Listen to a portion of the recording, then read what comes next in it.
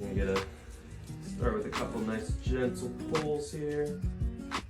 So anytime we're getting anything going down the arms, a lot of times what we're gonna look at is see if anything's coming from the neck. And we know based off your x-rays, that is coming from your neck.